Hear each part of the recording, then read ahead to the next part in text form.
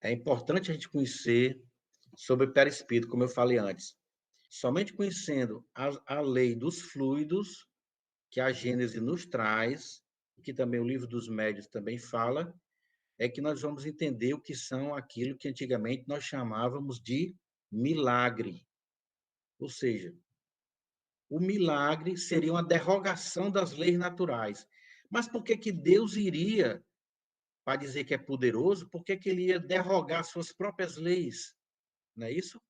Por que que Deus ia derrogar as próprias leis da natureza para dizer que ele é poderoso ou para satisfazer alguém que pediu alguma coisa? Então, isso não existe. Então, o Espiritismo explica, só o Espiritismo traz essa chave da explicação. Ele diz que o milagre, aquele aparente milagre que Jesus fazia e que outras pessoas fazem, é um fenômeno natural, é uma, é uma manipulação dos fluidos, que só quem faz é aquela pessoa que tem os poderes de fazer. Que poderes é esse? Mediunidade, que tem condição de mexer com os fluidos. Jesus sabia, com detalhes, como é que se fazia isso. O médium muitas vezes faz sem saber. O médium de cura, por exemplo, médium de cura do tempo de Kardec, ele colocava a mão e a pessoa ficava curada instantaneamente. Puf, ficava curada. Era um magnetismo que ele possuía, entendeu? Juntava com a ajuda dos espíritos, por isso que ele era médium de cura. Que o médium ele tem que participar, ter a participação dos espíritos, junto com os fluidos próprios dele. Então, isso é ação dos fluidos, não é milagre, ação dos fluidos. Mas se a gente for dizer isso para uma pessoa muito religiosa, a pessoa vai querer bater na gente, né?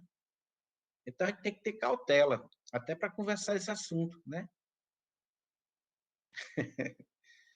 Não é isso? Se a gente for dizer que não acredita em milagre, a pessoa vai dizer assim, ah, então você não é cristão, né? Você não acredita em Deus, não acredita em Jesus. E não é bem assim, né? Então, pessoal, por isso é importante a gente conhecer esses temas. O espírita, Kardec diz que o espírita, ele tem que conhecer a teoria espírita, para ele não estar pedindo para os espíritos fazer coisas que eles não podem, né? Aquele que conhece a teoria espírita, ele sabe o que é que vai poder esperar dos espíritos, não é isso? Ele vai esperar aquilo que o espírito pode fazer. Se ele conhecer a teoria, então ele não vai pedir coisa impossível, né?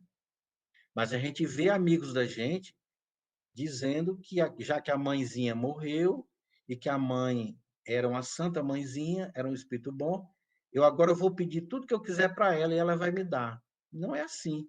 Vai perturbar o espírito, né? Pedindo coisas que ele não pode fazer. Não é isso, pessoal? É como aquelas mães que morre o filho num acidente e ela fica sofrendo, fica revendo na memória a situação da morte do filho, repassando aquilo na mente todo o tempo, e o espírito lá, querendo se livrar daquela situação, fica vendo a mãe sofrer e fica sentindo aquele sofrimento, todo o tempo sentindo aquele sofrimento, porque a mãe não para de pensar naquilo. Então, ela está perturbando o filho, sem saber que está perturbando. É por causa da ignorância dela, da falta de conhecimento da vida espiritual. Então, pessoal, isso é muito importante a gente ter esse conhecimento, até para a gente ajudar os espíritos que nos são caros, né? Os amigos espirituais.